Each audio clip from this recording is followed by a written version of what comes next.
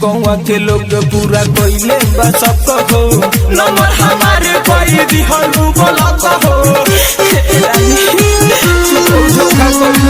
गौवा के लोग पूरा कोइले बस हो नंबर हमारे कोई दिहलू बोलत हो।